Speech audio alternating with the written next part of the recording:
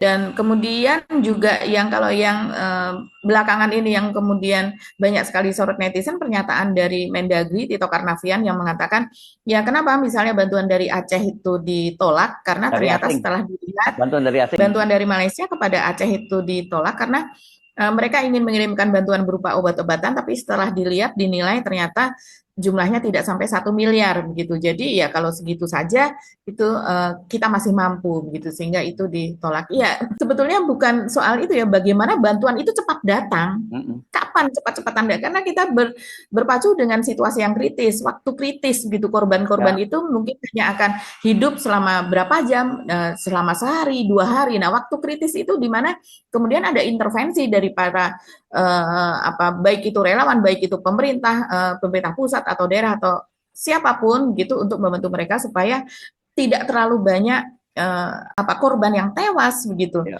Jadi sebenarnya yang perlu kan ini penyelamatan mereka yang masih hidup kan Mas Hersu. Yang masih hidup ini yang terutama apalagi anak-anak yang sangat rentan.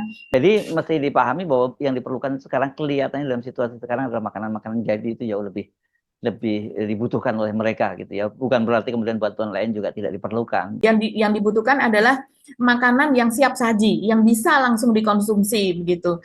Dan kalau kita lihat dari video ini dari sahabat Almira ini Mas Ersu sedih banget ya.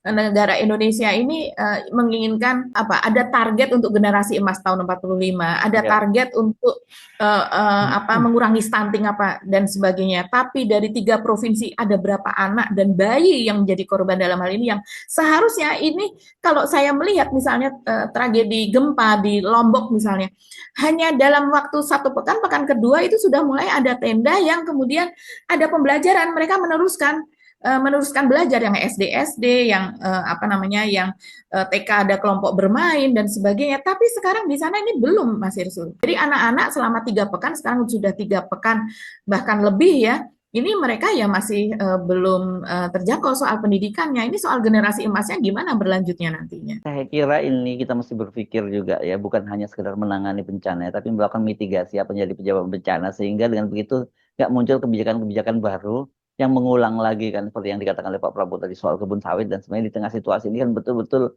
membuat banyak orang nggak habis pikir apa sesungguhnya yang terjadi dengan presiden kita itu.